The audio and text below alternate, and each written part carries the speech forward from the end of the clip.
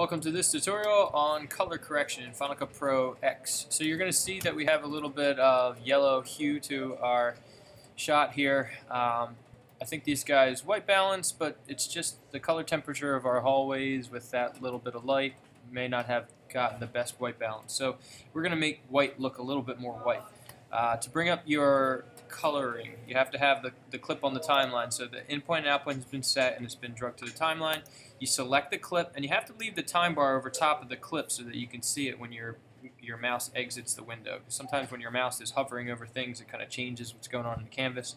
So make sure you click on the time bar, and that'll leave the time bar there so you can see it.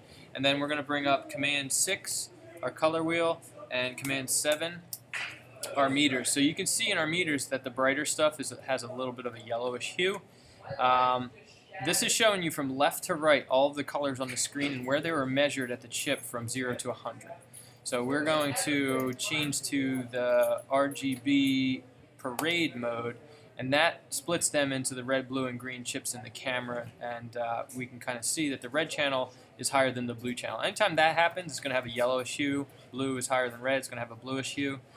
So for color correction, you want to look from 0 to 33 is going to be the blacks, from 33 to 66 is going to be the midtones, and from 66 to 100 is going to be your highs. I'm going to start with the highs because they are kind of like, up in this area, it kind of trends downward. So if I push blue, you'll see that the graph kind of fixes itself. And I think that's enough to do our color correction. We may not even have to get into the grays or the blacks. But what I would do is maybe go into the exposure, and now this is just overall levels. So we want to maybe like pick up our highlights a little bit, and you're going to see the graph's going to move. And then you might want to push your mids, and now like pushing the mids too much makes it a little hazy.